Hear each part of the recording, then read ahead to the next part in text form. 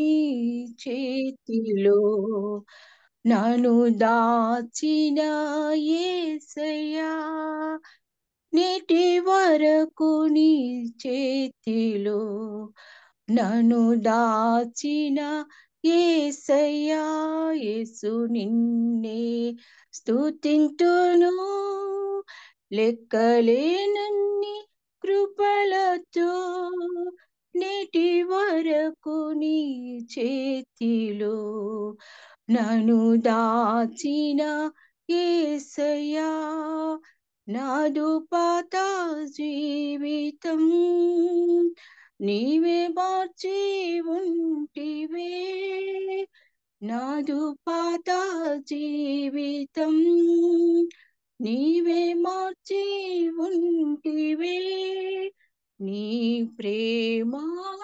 కనికరములు నేనెన్నడు మరువను నీ ప్రేమ కనికరములు నేనెన్నడు మరువను యేసు నిన్నే స్తుతింతును లెక్కలేనన్ని కృపలతో నేటి వరకు నీ చేతిలో నన్ను దాచిన యేసయ్యా నేటి వరకు నీ చేతిలో నన్ను దాచిన యేసయ్యా యేసు నా భారమంతయు నిత్యము మోసెదవు యేసు నా భారమంతయు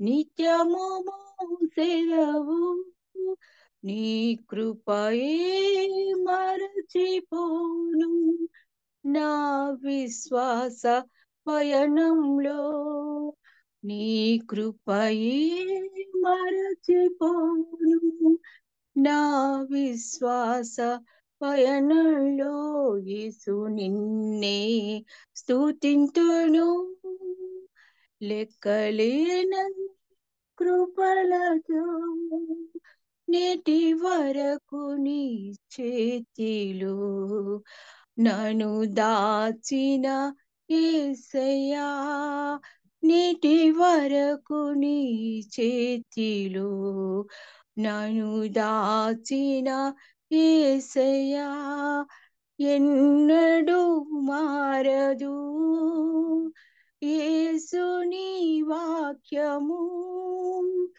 ఎన్నడూ మారదు యేసు నీ వాక్యము నీదు వాక్యమే నాదు జీవమై నన్ను నిలిపెను నీయందే నీదు వాక్యమే నాదు జీవమై నన్ను నిలిపెను నీయందు యేసు నిన్నే స్తుతింతును లెక్కలేనన్ని కృపలతో నేటి వరకు నీ చేతిలో నన్ను దాచిన యేసయ్యా నేటి వరకు నీ చేతిలో నన్ను దాచిన యేసయ్యా అందరికీ వందనాలండి.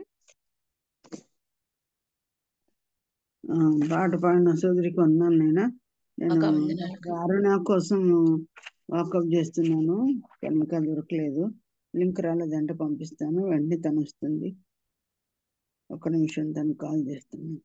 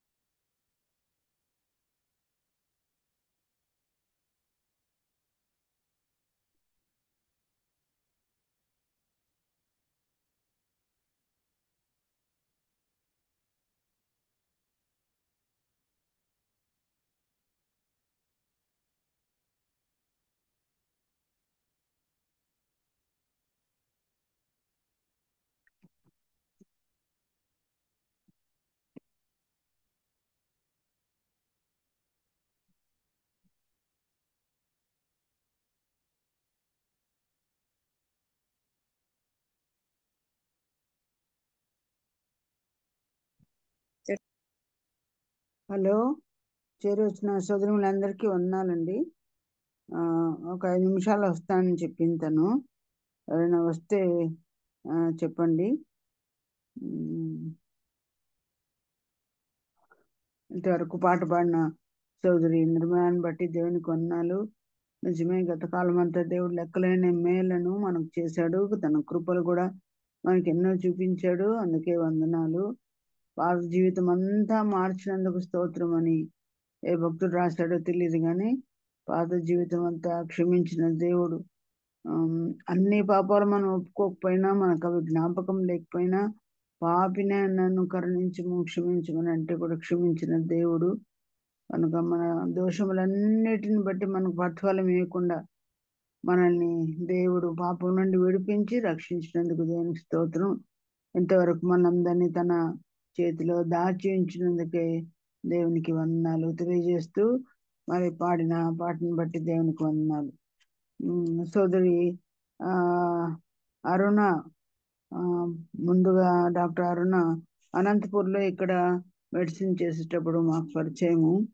ఇక్కడే ప్రభువుని నమ్ముకొని ప్రభువుని మరి సేవిస్తూ హాస్టల్లో ఉంటూ చక్కని సహవాసం కలిగి ఉన్నారు. ఆమె మొట్టమొదటి నుంచి పాలకొల్లు అనే ఊర్లో ఉండేది. ఆ తర్వాత వివాహం అయిన తర్వాత భర్త ఒకవేళ డాక్టర్ని ఎదురు చూస్తుంటారు పెళ్ళిళ్ళలో, కానీ వీళ్ళు కొద్దిమంది డాక్టర్స్ దొరక్కపోయినా మరి తన భర్త అడ్వకేట్గా పనిచేస్తాడు. ఆంధ్ర అలాగే తెలంగాణలో కూడా మరి ఆయన దూరంగా ఉంటారు. ప్రస్తుతం తను పాలకొల్లు నుంచి ట్రాన్స్ఫర్ అయ్యి గుంటూరుకు వచ్చింది. గుంటూరులో డాక్టర్గా పనిచేస్తుంది. తనకి 2 పిల్లలు సంతానము. మరి ఇంతకుముందు పాలకొల్లు ఉండేటప్పుడు నర్సింగ్ చేసిన వాళ్ళ స్టూడెంట్స్ మధ్య కూడా పనిచేసేది. సేవాభారం ఉన్న దేవుని బిడ్డ. చాలా కాలం క్రితం సాక్ష్యం చెప్పింది, కానీ మీలో అంతమంది రాలేదని అనుకుంటాను. అప్పుడు చాలా పాత దినాల్లో క్లుప్త సాక్ష్యం ఇస్తూ వాక్యం కూడా తను పంచుకుంటుంది. ప్రార్థనా పూర్వకంగా దేవుని వర్తమానాన్ని మనం విందాం. హలో అరుణ, వచ్చావా నాన్న? అంటే ప్రైజ్ లార్డ్ అండి, జాయిన్ అయ్యాను. నేను ఒక 2 minutes లో రీచ్ అయిపోతాను అండి. అవునా, జాయిన్ అయ్యాను. ఓకే. ఎవరైనా ఒక రెండు చిన్నాలు పాట పాడతానన్నా తను వచ్చే లోపల. ఓకే అంటే నేను పాడినా. Okay okay. అందరికీ వందనాలు. యేసే నా జీవిత నాయకుడు, నన్ను నడిపించే నా విభుడు. యేసే నా జీవిత నాయకుడు, నన్ను నడిపించే నా విభుడు. తీరం చేరనని భయమే లేదు, నా జీవిత గమ్యం యేసే.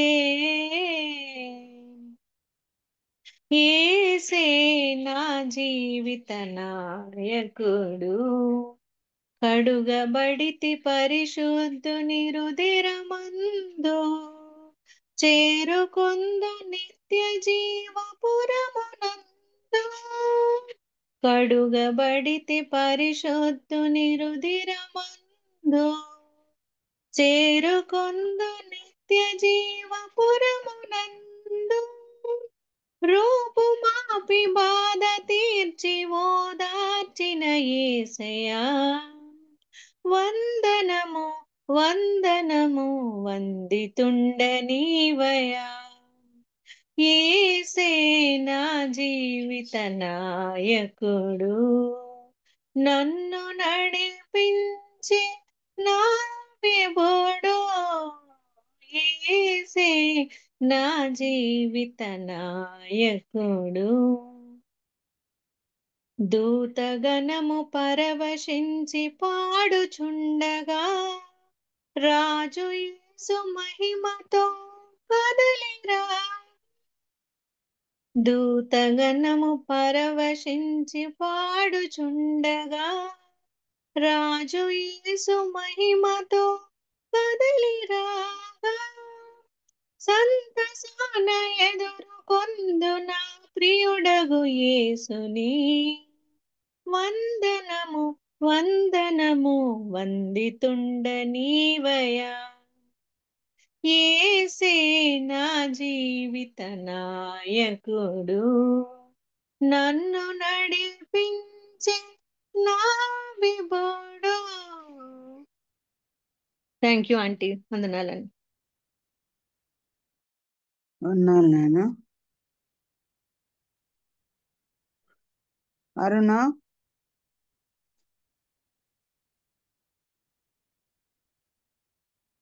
అరుణ, హలో ఆంటీ. వచ్చానా? వచ్చాను. సరేనా, స్టార్ట్ చేస్తానా? చేస్తానండి.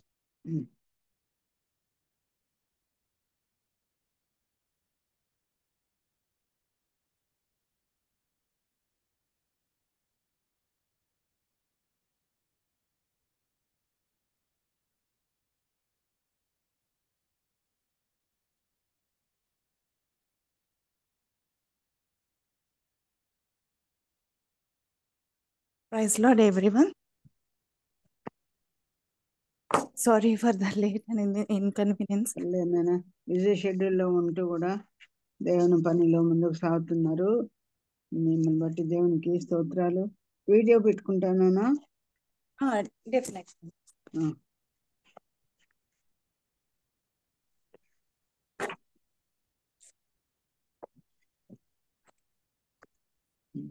ఉన్నాను. Praise lord aunty.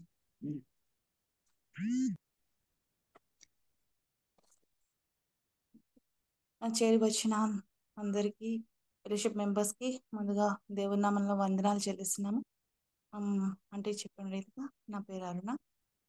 ప్రభువు ఇచ్చిన భాగ్యాన్ని బట్టి ఒక చిన్న ప్రార్థనతో స్టార్ట్ చేయాలని ఆశపడుతున్నాం.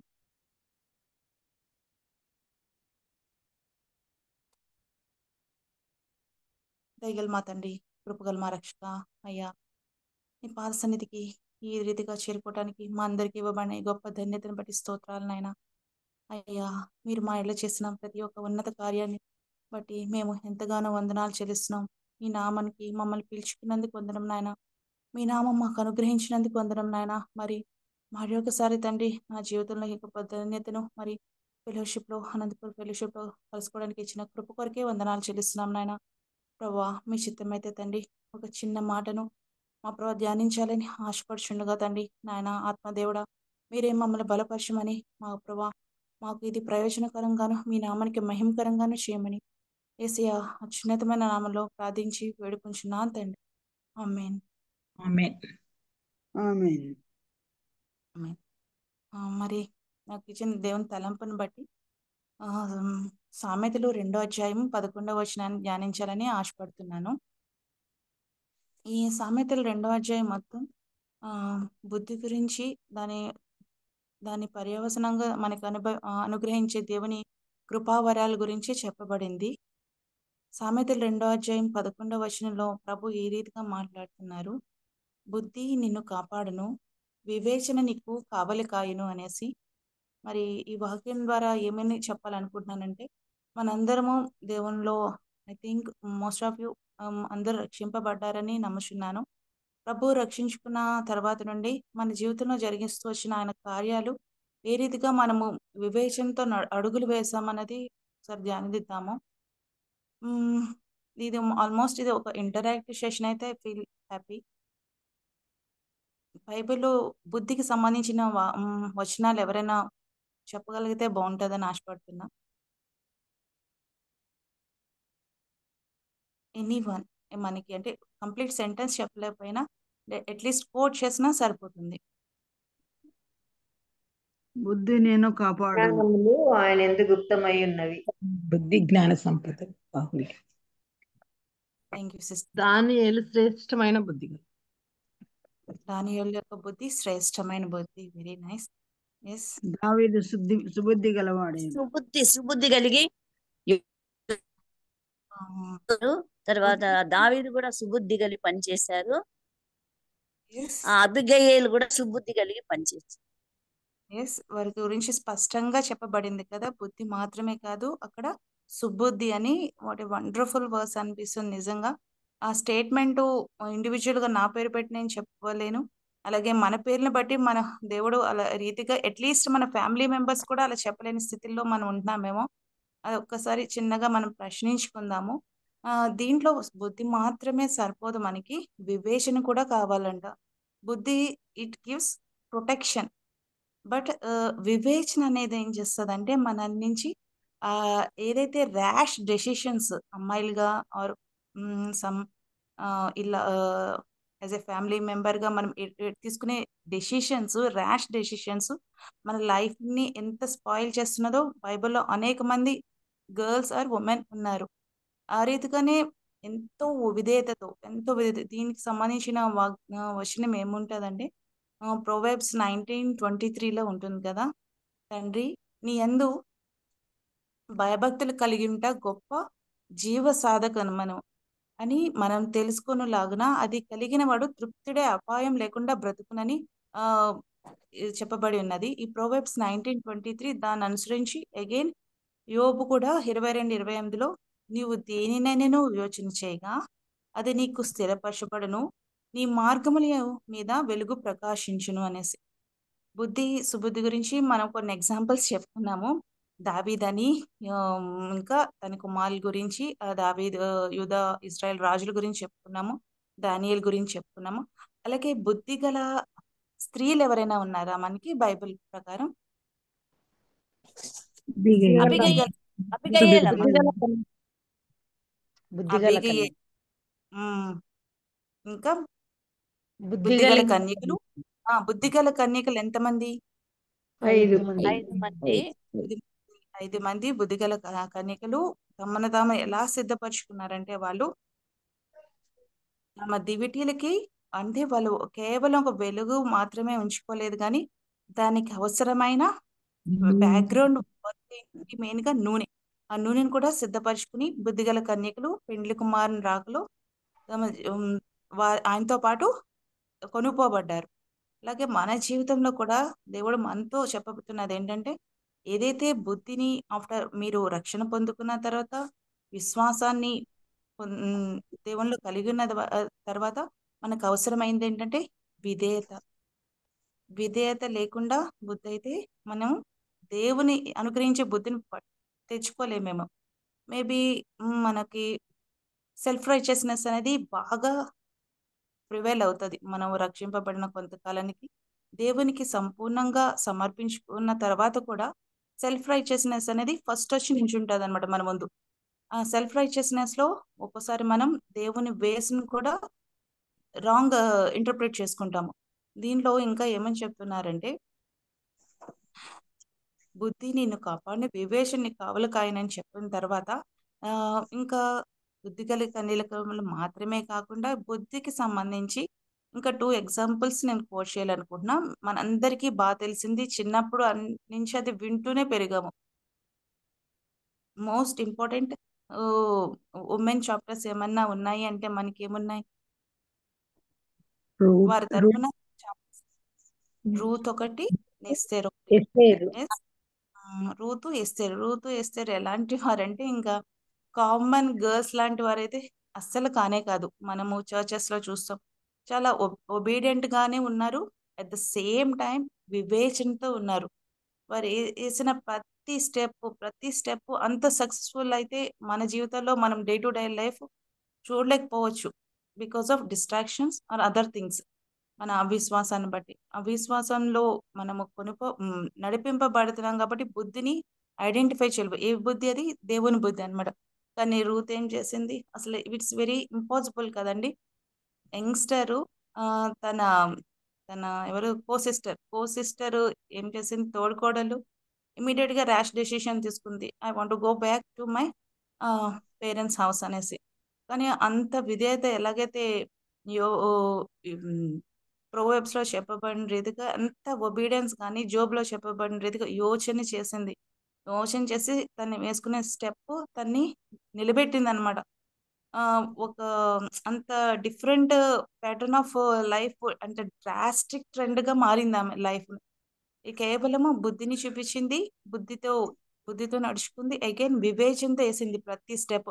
ఆ రూతులో ఉన్న 4-5 చాప్టర్స్ మనం చదివితే గనక తన తను మాత్రమే కాదు, ఒక నవ్వే లేని ఒక విధవరాలికి ఆమె నవ్వుని ఇచ్చింది. అగైన్ ఇంకా మెయిన్గా మోస్ట్ ఇంపార్టెంట్, దేవుని రాజు జినాలజీలో ఆమె పేరు చెప్పబడింది. ఎస్. అత్తకి అంతగా లోబడటం మరి లేటెస్ట్ జనరేషన్స్లో కానీ ఓల్డ్ జనరేషన్స్లో కానీ కష్టమేమో కానీ దేవుని నమ్ముకున్న స్త్రీగా ఆమెకు పాసిబుల్ అని చూపించింది అనమాట. అట్లీస్ట్ ఆమెకి ఆమె చిన్నప్పటిలాగా మళ్ళీ సండే స్కూలు మీటింగ్స్ కానీ ఇంకా అదర్ ఫెలోషిప్స్ కానీ ఏమీ వెళ్ళలేదు, కానీ తను విన్నది ఆ చిన్న వాక్యము తనలో స్ట్రాంగ్గా బిలీవ్ చేసింది అనమాట. ఎటువంటి టెంప్టేషన్, ఒక ఫ్యామిలీలో 3 men చనిపోయినప్పుడు ఆ ఫ్యామిలీ యొక్క టెండర్నెస్ మనం అర్థం చేసుకోగలం కదా. అలాంటి టైంలో కూడా అత్తతో ఉండాలనుకుంది. ఏమైంది, ఇలాగ ఉంటే నాకేమొస్తుంది ఆమె యాక్చువల్గా వేరే కంట్రీ అయినా అదే వేరే దేశస్తురాలైనా కానీ ఆ వాళ్ళ దేశంలో అంటే అత్త వాళ్ళ దేశంలో జరుగుతున్న ప్రోగ్రెస్ అంటే ఉన్న స్థితిగతులను చూసి నమ్మింది. అక్కడ తను యూజ్ చేసిన బలమైన స్ట్రాంగ్ ఏంటంటే ఒక వివేచనతో స్టెప్లు వేస్తుంది. ఎక్కడ బోయేజు ఒక పొలంలోకి వచ్చిన తర్వాత, నేనేమైనా మిస్టేక్స్ చెప్తే కొంచెం కరెక్ట్ చేయండి నేమ్స్ విషయంలో. ఓకే. దెన్ బోయేజు ఈచ్ డెసిషన్ అనమాట. అంతగా కింద పడినవి ఏరుకోవటము ఇది మామూలు విషయం కాదు కదండి. కానీ రూతు అలా అనుసరించడాన్ని బట్టి ఎలాగ చేపించబడింది, తను ఎవ్వరూ విడుదల చేయలేని పరిస్థితిలో ఈవెన్ తన ఈవెన్ సొంత దగ్గర క్లోజ్ రిలేటివ్ కూడా అవాయిడ్ చేసిన పరిస్థితిలో బోయాజ్ వచ్చి తను ఏమంటాడు, నేను విడిపిస్తాను అనేసి. ఇంకా తర్వాత జరిగే కాన్సిక్వెన్సెస్ అనేవి వర్చ్యూస్ అనేవి ఎలాగ మెయిన్గా డిపెండ్ అయినాయి అంటే ఆమె చూపించిన ఒబీడియన్స్తోనే, విశ్వాసంలోనే విధేయత ఉంటుందంట. మనం పూర్తిగా విశ్వసించట్లేదేమో కొన్ని సిచ్యువేషన్స్ని. అందుకని అది భర్త పట్ల జరగాల్సిన మేలులు కానీ లేకపోతే పిల్లల పట్ల ఇంకా అదర్ ఫ్యామిలీ మెంబర్స్లో కూడా మనం కొన్ని ఫైట్స్ని జయించలేకపోతున్నాం. ఏదో ఒక ఇంకంప్లీట్నెస్తో ఏం చేస్తున్నామంటే ఇది నాకు అసంభవం, వీళ్ళు ఇంతే, వీళ్ళు నా లైఫ్లో ఇంతవరకే ఉన్నారు, వీళ్ళ ద్వారా నా లైఫ్ స్పాయిల్ అవుతుందే తప్ప ప్రోగ్రెస్లోకి వెళ్ళదు అన్న అవిశ్వాసంలో ఉన్నామేమో. ఒకసారి మనం చెక్ చేసుకుందాము. చూస్తాం డెఫినెట్గా దేవుని యొక్క ఘనమైన కార్యాలు రూతు లైఫ్లో జరిగినట్టుగాని అలాగే మన జీవితంలో కూడా జరుగుతాయని, ఇప్పటి వరకు జరిగినవి కూడా అందుని బట్టి మన జీవితాల్లో జరిగిన ప్రతి ఒక్క అటువంటి కార్యాల మేలుని బట్టి దేవునికి వందనాలు చెల్లిస్తున్నాను మనందరి తరపున.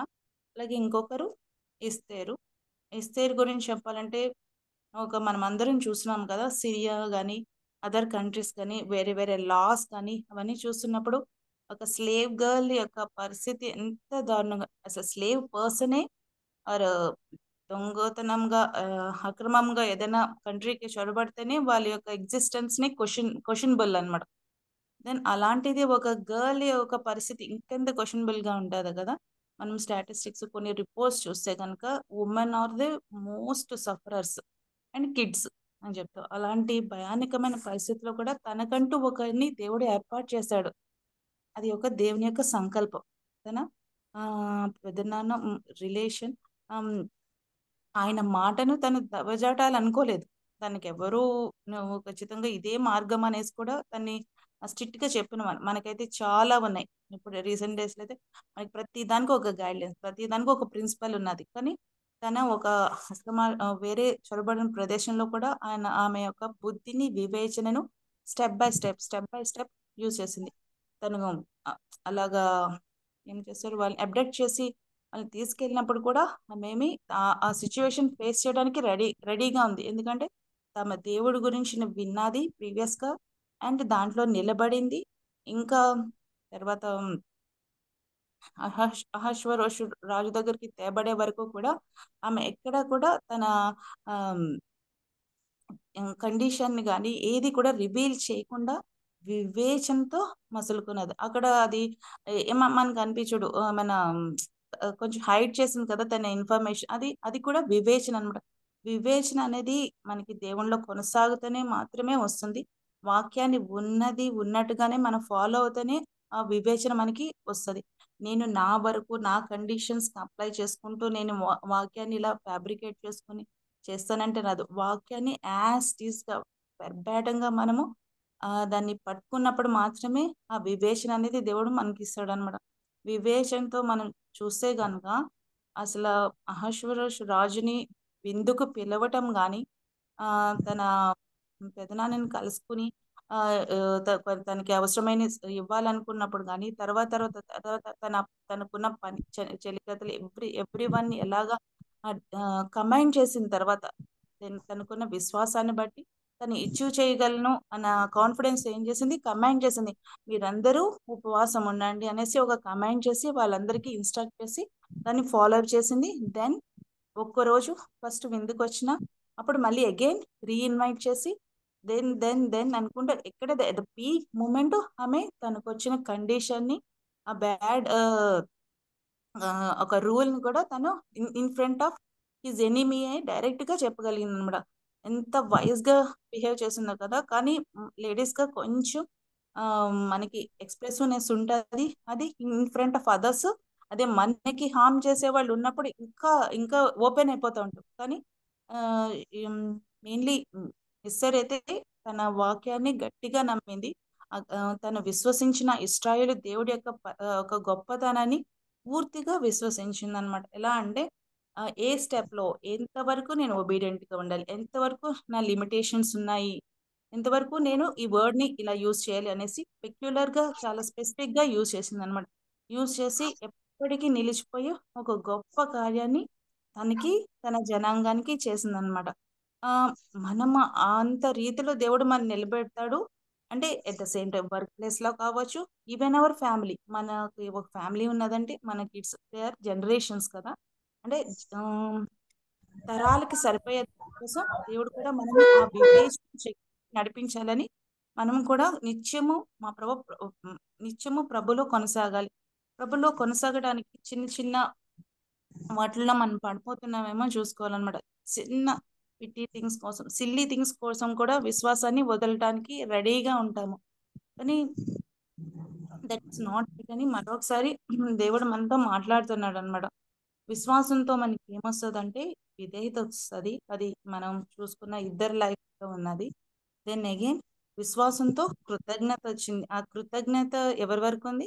కేవలం వాళ్ళ ఫ్యామిలీకే కాకుండా, తన వరకే కాకుండా ఒక జనాంగానికి, లేకపోతే వాళ్ళ వంశానికి, వాళ్ళ దేశానికి కూడా ఇప్పటికి కూడా నిలిచిపోయి ఒక గొప్ప కార్యాలు, ఒక సింపుల్ నార్మల్ కామన్ ఇంకా విడువబడిన స్త్రీలలో చేసిన దేవుడు మనకంటూ ఒక పద్ధతి గల జీవితాన్ని ఇచ్చాడు. ఇంతవరకు మనం నడిపించాడు అంటే మనం ఏదో గొప్పవారమని, మరి ఇంకా వాళ్ళతో కంపేర్ చేసుకుంటే ఇంకా స్ట్రక్చర్డ్ ఫ్యామిలీస్లోకి మనల్ని తీసుకొచ్చాడు. ఇంకా ఇటువంటి స్థితిలో ఉన్న వాళ్ళు మనం ఎంత గొప్పగా ఆయనలో ఇంకా ఆయన రాజ్యాన్ని కొరకు ఇతరులను కట్టగలము అనేసి మనం ఆయన సేవలో ఇంకా ఎటువంటి స్టెప్స్ వేయాలి, ఎటువంటి డిసిషన్స్ తీసుకోవాలి, అంత వైజ్గా కూడా మనం నడుచుకోవాల్సిన పరిస్థితులు మన రాష్ట్రంలో కానీ అట్లీస్ట్ మన ఉన్న కమ్యూనిటీలో అండ్ అదర్ ప్లేసెస్లో, వర్క్ ప్లేసెస్లో కూడా చాలా ఇదిగా ఉన్నది కదా. ఇంత ఫ్రీగా అయితే మనము ఓపెన్గా అయితే ఇంతకు ముందులాగా సువార్తను అయితే ప్రకటించలేని పరిస్థితులు వస్తున్నాయి. కానీ డే టు డే మన ప్రతి నడవడికలో చూస్తున్న మన నైబర్స్, చుట్టుపక్కల వాళ్ళు, అలాగే మన వర్క్ ప్లేస్లో వాళ్ళు, చదువుకున్న బిడ్డలైతే వాళ్ళ క్లాస్మేట్స్ ఎంత ఇదిగా చూస్తున్నారు. వారికి మనం వేసే ప్రతి స్టెప్ బుద్ధితోనూ వివేచనతో కూడిందై ఉండాలని ప్రభు మనకి హెచ్చరిస్తున్నాడు అనమాట.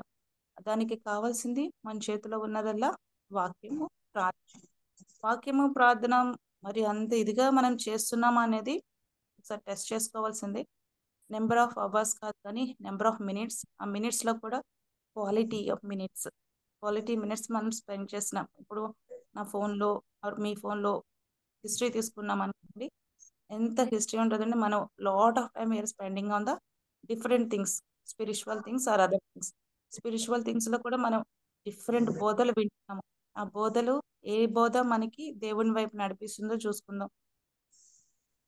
ఒక్కొక్కరికి ఇచ్చిన దేవుని యొక్క తలాంతును బట్టో లేకపోతే ఇంటర్ప్రిటేషన్ బట్ అదర్వైజ్ భ్రమపరిచే ఆత్మలను బట్టి కూడా అనేక మంది బోధిస్తుండగా ఇటువంటి సిచ్యువేషన్స్లో మనము దేవుడు అనుగ్రహించే పరిశుద్ధాత్మను కలిగి ఉండాలని మరొకసారి జ్ఞాపకం చేసుకుంటున్నాను.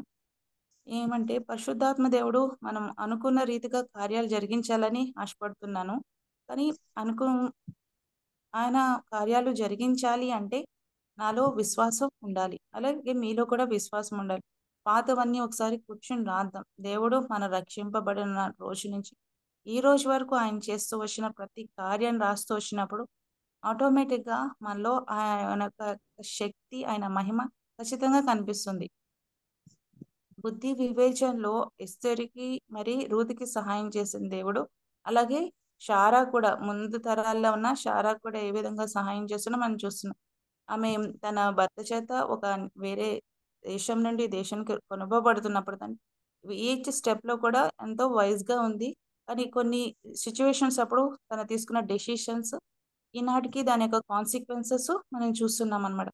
ఒక వర్చుని మనం మార్చలేము అనేసి లోకం చెప్తాది, కానీ మనమైతే విధేయతతో ఉన్నామంటే మన వర్చ్యూస్ అన్నీ ఆయన చేతిలో ఉన్నాయి. ఇంకా మరి సామ్స్ 19:9లో ఏం చెప్తున్నాడంటే భగవంతుడు, యెహోవాయందైన భయము పవిత్రమనేది, అది నిత్యము నిలుచునంట. ఎస్తేరు రూతు జీవితాల్లో నిత్యము నిలిచిపోయే కట్టడాలు కల్పించబడ్డాయి వాళ్ళిద్దరి జీవితాల ద్వారా.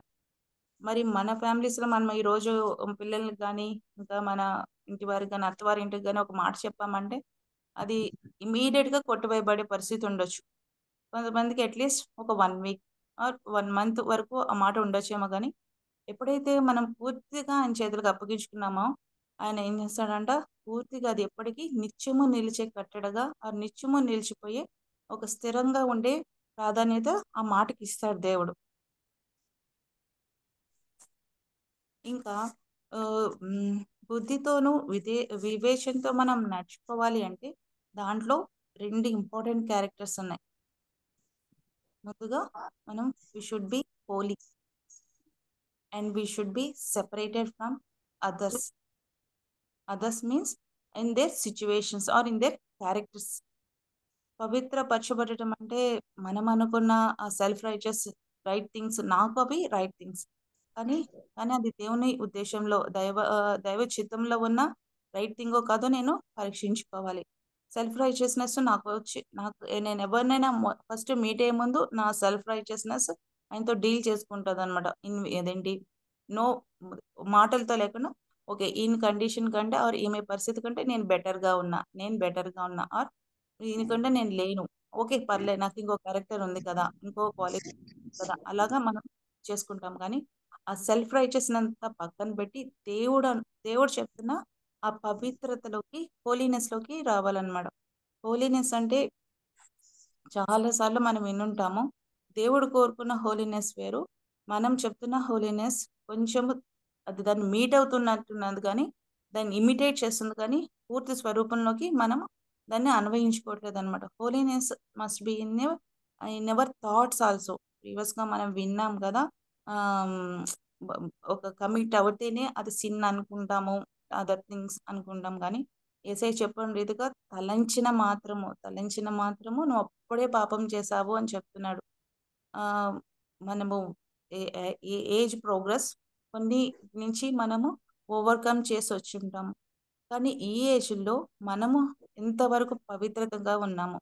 పవిత్రత ఇన్ ది సెన్స్ ఒకరి గురించి ఒక చెడు తలంపు, వారు మనకంటే ఈ విషయంలో తక్కువ వారు, లేకపోతే వారు స్పిరిచువల్గా ఎదగలేదు, వారి స్పిరిచువల్ అండర్స్టాండింగ్ లేదు అనేసి మనము అసెస్మెంట్ చేస్తున్నామేమో. ఆయన్ని దేవుడు ఎంచుకున్నాడు కాబట్టి ఆయన గురించి అసెస్ చేసుకుని ఆయనతో నేను డీల్ చేయాల్సిన అవసరం లేదు. అంటే ఈవెన్ ఆ సింగిల్ థింగ్లో కూడా దేవుడు మనల్ని హోలీనెస్ అడుగుతున్నాడు అనమాట.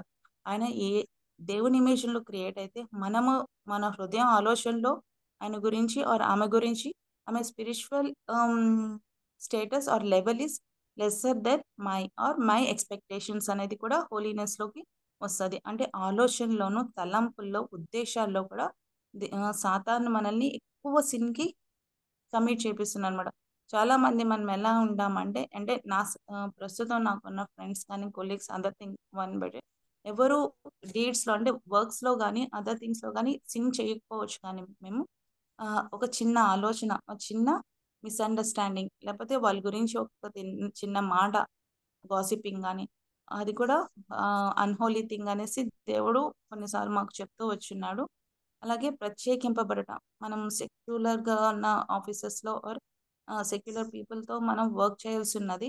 కాకపోతే ఆ సెక్యులారిటీ అనేది ప్రత్యేకపరచుకోవటం అనేది ఎలా అంటే ఆయన చూపిస్తున్న పరిశుద్ధతకు అనుసరించిన ఆ హోలీనెస్కి సంబంధించిన ప్రత్యేకత అనేసి దేవుడు మరి తలంపిస్తున్నారు.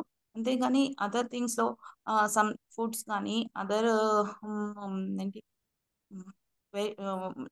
వస్త్రధారణ కానీ అది కాదు, కానీ ఆయన ఇచ్చిన తలంపులో, ఆయన ఇచ్చిన స్పిరిచువాలిటీలో మనము ఇతరులతో ప్రత్యేకంగా ఉండాలి అనేసి దేవుడు ప్రత్యేకంగా మనతో మాట్లాడుతున్నాడు అనమాట. ఎందుకంటే ఈ పవిత్రత కానీ ప్రత్యేకింపబడినట్టు కానీ ఆయన యొక్క ఆలయంగా మనము ఉండాలని, ఇంకా ఆలయంలో ఎప్పటికీ ఏమంటారు, కంటిన్యూస్గా వాళ్ళలో నైవేద్యం పెడుతున్నారని ఆరతిస్తున్నారు. వాళ్ళు ఏంటంటారు 24 hours దర్శనం ఏవేవో మాట్లాడుతూ ఉంటారు కదా వేరే వాళ్ళ మనతో. అంటే ఒక ఆలయంగా ఉండవలసిన వాళ్ళము ఏదో కొంచెం పీరియడ్ నేను ఆయన దగ్గర కూర్చున్నప్పుడే లేకపోతే వాక్యాన్ని ధ్యానించినప్పుడే కాదు, కానీ నేను నా వర్క్ ప్లేస్లో కూడా ఆయనకి ఆలయమై ఉండాలి. నా పిల్లల దగ్గర నేను ఆయనకి ఆలయమై ఉండాలి. నా ఇంట్లో నేను ఆయనకి ఆలయం ఉండాలని ప్రతి ఒక్క నిమిషంలో దేవుడు మనతో హెచ్చరిస్తే చెప్తున్నాడు అనమాట. అంతే. ఇంకా ఏమంటే ఇంకా మరి హెచ్చరిస్తున్నాడు లాస్ట్గా నేను చెప్పాలనుకుంటున్నా అంటే ఆమోసు 5:15లో అంటే జస్ట్ చెప్తున్నాను. ఆమోసు 5:15లో దేవుడు ఏమన్నా అంటే, జీవితంలో నువ్వు మార్పు లేకుండా నువ్వు పాటలు పాడినా అవి నాకు వద్దు, నువ్వు ఆరాధన చేసినా వద్దు, కానీ మనల్ని ఫస్ట్ నిన్ను నువ్వు క్లెన్జింగ్ చేసుకో అనేసి ఆ వాక్యం యొక్క జిస్ట్ని చెప్తున్నాను. నేను ఏదో ఒక ఆరాధన చేసేసి నాకు ఇష్టం వచ్చిన సెల్ఫ్ రైచియస్నో లేకపోతే నా సైకలాజికల్ సాటిస్ఫాక్షన్ కోసం నేను కొంత టైం స్పెండ్ చేస్తున్నాను అనుకుంటున్నాం, కానీ కేవలం అది ఆయన ఉమ్మి వేసిన దాంతో కంపేర్ చేస్తున్నారనమాట. ఆయన యొక్క పాదాల యొక్క ఇంకా సమీపంగా, మేబీ సమీపంగా ఉండొచ్చు, కానీ పూర్తిగా లోబడలేదేమో. లోబడే తత్వానికి మనం రావాలని ఈ వాక్యం ద్వారా మరొకసారి హెచ్చరిస్తున్నాము.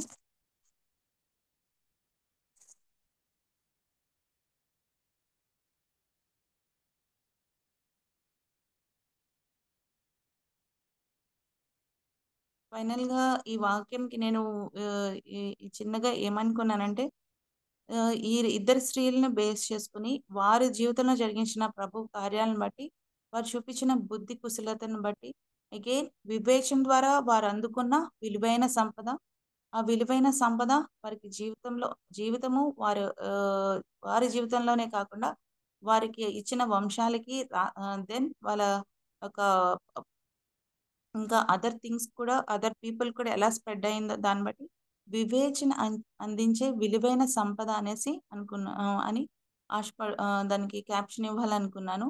ఇంకా దీంట్లో మనం చెప్పుకోవాల్సింది ఏమంటుందంటే,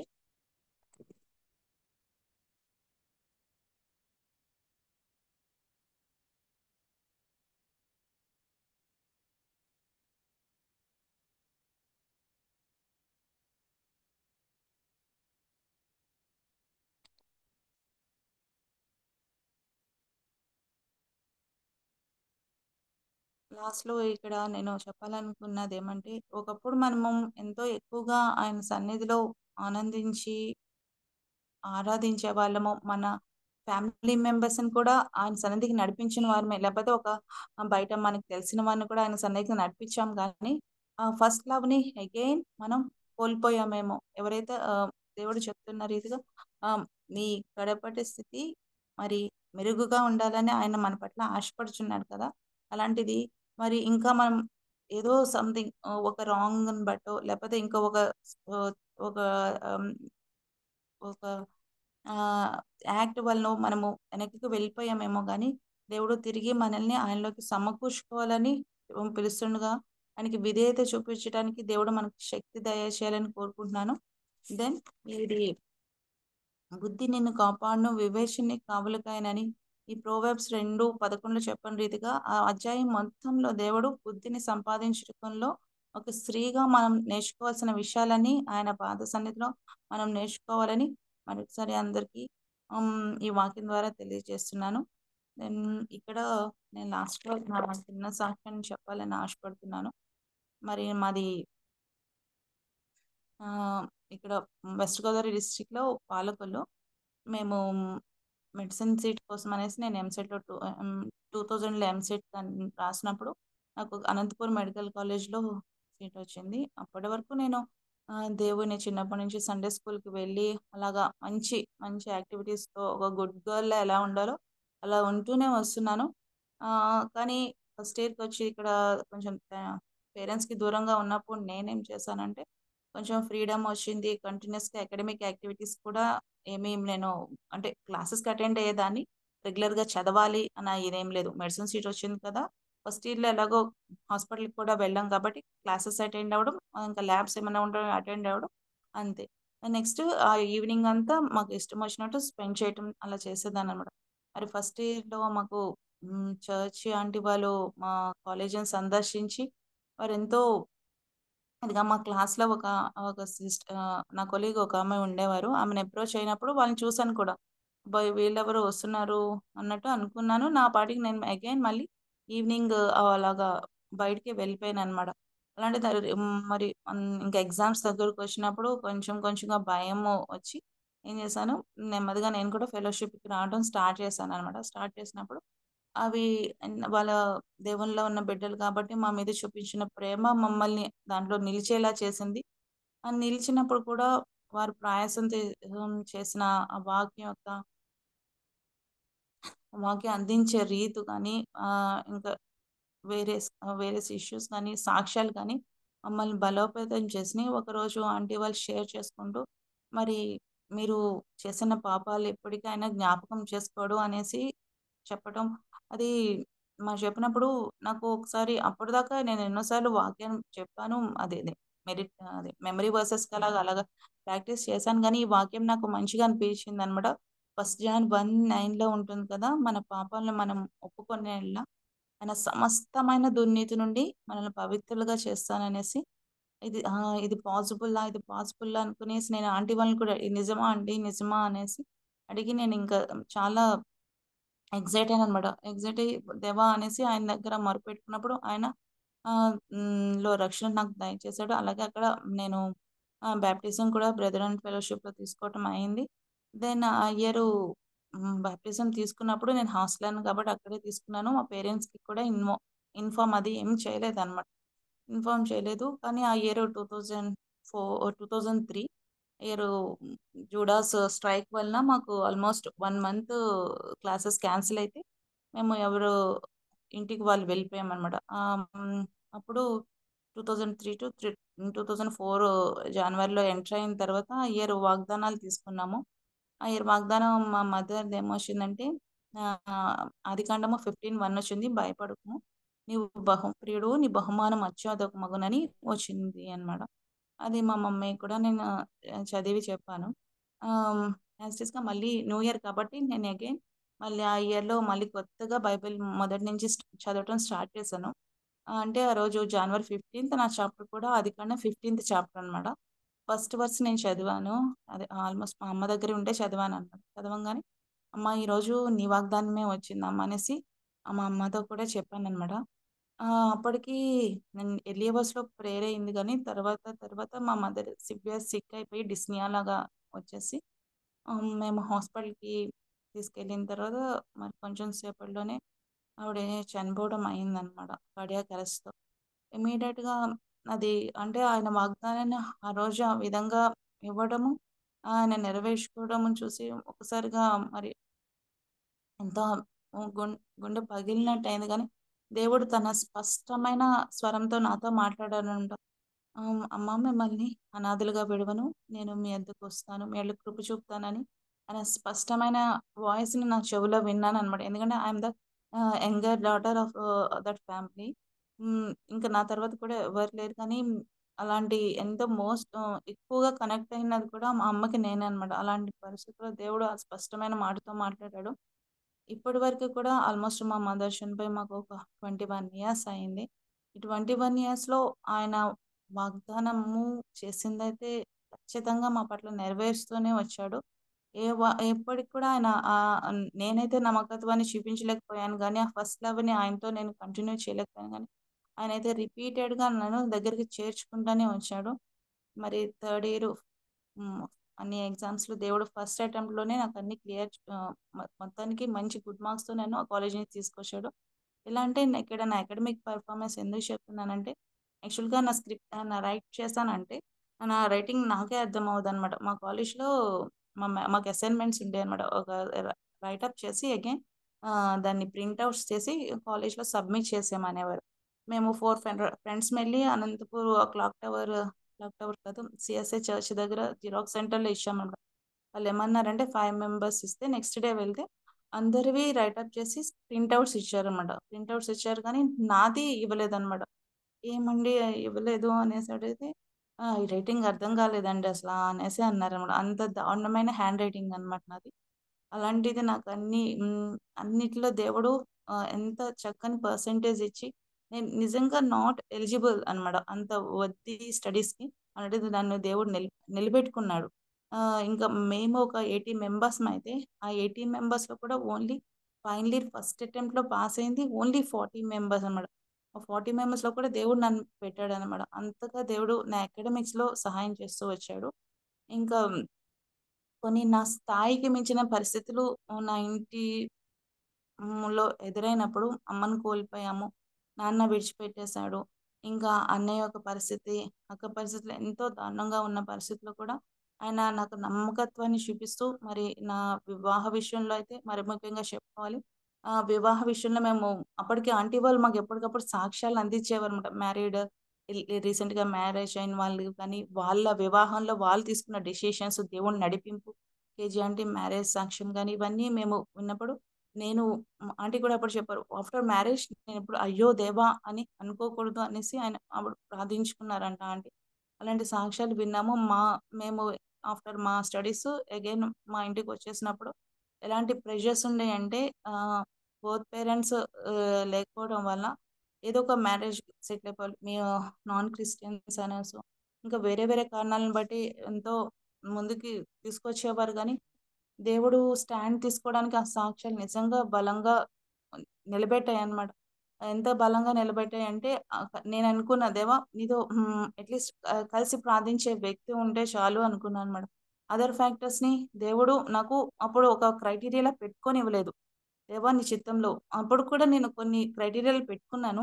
ఆ క్రైటీరియాలతో నేను వెయిట్ చేసినప్పుడు ఆ చెక్ లిస్ట్‌లో నాకు ఏది ముందుకెళ్ళలేదన్నమాట. ప్రతి మ్యాచ్‌కి నేను చెప్పాను గానీ, దేవాని చిత్తం అనుకుంటున్నాను. కాకపోతే అనే చెప్తున్నాను. కానీ ఏది ప్రొసీడ్ అవ్వలేదు. కానీ ఇంకొక రోజు ఇంకా విసిగిపోయి దేవుని సన్నిధికి వచ్చానన్నమాట. దేవుని సన్నిధికి వచ్చి దేవా నేను నా చెక్ లిస్ట్‌ని నేను సైన్ చేయమని అడుగుతున్నాను. సారీ ఫర్ థట్ అనేసి ఇంకా ఆయన దగ్గర కన్ఫెస్ అయ్యి ఏమన్నానంటే, దేవా నువ్వు నాకు చెప్పు. నా చెక్ లిస్ట్ కాదు అన్నప్పుడు ఒక మ్యాచ్‌ని దేవుడు అలౌ చేశారు. అగైన్ ఎవరైతే దేవునిలో ఉన్నారో ప్లస్ ఆహ్, మన కోసం కలిసి ప్రార్థించే వ్యక్తిని కోరుకున్నప్పుడు ఆయన మ్యారేజ్‌ని ప్రపోజల్ తీసుకొచ్చి మరి నాకు వివాహం జరిగించారు. వివాహం జరిగే పరిస్థితుల్లో కూడా ఎన్నో, ఎన్నో విపత్కరమైన పరిస్థితులు రిలేటివ్స్ నుంచి కానీ, అదర్ థింగ్స్ నుంచి ఆఫ్టర్ మ్యారేజ్ కూడా కొన్ని అలౌ చేశారు. ఇదంతా ఒకటుంటే నేను ఆంధ్ర అమ్మాయిని అగైన్ మ్యారీడ్ టు ఏ తెలంగాణే and we settled in Telangana and I worked for Mahabub Nagar medical college. అక్కడ కొంచెం వర్క్ చేస్తానే ఉన్నాను. అప్పటికి స్టేట్స్ డివిజన్ అయినాయి. స్టేట్ డివైడ్ అయ్యి డాక్టర్స్ దిది కూడా బైఫర్కేషన్ అయింది. కాకపోతే మా husband by profession is lawyer కాబట్టి మేము అక్కడే ఉండటానికి స్టే ఆర్డర్ తెచ్చుకున్నాను అనమాట. స్టే ఆర్డర్ తెచ్చుకొని ఇంకా కంటిన్యూ అవుతున్నాను. అక్కడ కూడా నేను 5 ఇయర్స్ ఫినిష్ చేసుకున్నాను యాజ్ అసిస్టెంట్ ప్రొఫెసర్‌గా. ఫినిష్ చేసుకున్నాను. నాకు అసోసియేట్ ప్రొఫెసర్ లిస్ట్‌లో నా పేరు కూడా వచ్చేసింది నెక్స్ట్ ప్రమోషన్‌కి. వితిన్ 15 డేస్‌లో ఆర్ 1 మంత్‌లో అసోసియేట్ తీస్తారన్న టైంలో అప్పుడు స్టే ఆర్డర్ వెకేట్ చేస్తున్నానని కోర్ట్ ఆర్డర్ ఇచ్చారనమాట. ఎలా ఉందంటే ఆల్మోస్ట్ నన్ను రౌండ్ అప్ చేసేసారు కాలేజ్‌లో అడ్మినిస్ట్రేటివ్ బ్లాక్‌లో రౌండ్ అప్ చేసేసి నా చేతిలో ఆర్డర్స్ పెట్టారనమాట. ఇంకా నాకు ఏం చేయాలో పరిస్థితి అర్థం కాలే. ఇంకా గా మళ్ళీ ఇంటికి వచ్చేసి ఇంకా దేవుని పాదాల యొద్ద అడిగాను అనమాట. దేవా ఇది పరిస్థితి ఏంటి అనేసి ఇంకా ట్రై చేశాం కదా, సుప్రీంకోర్టు లెవెల్లో అనేసి పొలిటికల్గా అవి ఇది ట్రై చేశాను. ఏది ముందుకు సాగలేదన్నమాట. మళ్ళీ ఆయన పాదాల దగ్గరికి బలంగా వచ్చామన్నమాట. దేవా మేము ఇంత ట్రై చేస్తున్నాం, అది నీ చిత్తమా కదా, అట్లీస్ట్ ఏపీకైనా నడిపించు దేవా అనేసి మరి ఆయన సన్నిధిలో అడిగి ప్రార్థించుకుని ఏపీకి వచ్చి రిపోర్ట్ చేయబడడం, మళ్ళీ దేవుడు ఊహించని రీతిగా విత్ ఇన్ 1 మంత్లో నన్ను గుంటూరు మెడికల్ కాలేజ్కి ప్లేస్మెంట్ ఇవ్వడం, దేవుడు ఒక మంచి సంఘంలో మళ్ళీ మాకు పాలు ఇవ్వడం అదంతా జరిగింది. మీన్వైల్ మా బిడ్డలు కూడా ఎంతో ప్రెషర్ని ఫేస్ చేశారు ఈ 2 స్టేట్స్ యొక్క ఇబ్బందులను బట్టి. అయినా కానీ దేవుడు వాళ్ళకి ఒక మంచి సంఘాన్ని ఇచ్చి వాళ్ళు పోషింపబడుతున్నారు. దాన్ని బట్టి దేవునికి వందనాలు. మరి దేవుడు చూపించిన ఈ మంచి మేలులను బట్టి వందనాలు చెల్లిస్తూ, నాకు మరి ఆంటీ ద్వారా మీ సంఘం సహవాసం ద్వారా ఇచ్చిన ఈ ఆపర్చునిటీ బట్టి మీ అందరికీ థ్యాంక్ యూ చెప్పుకుంటూ పరిశుద్ధ దేవునికి మహిమ కలుగును గాక. ఆమేన్.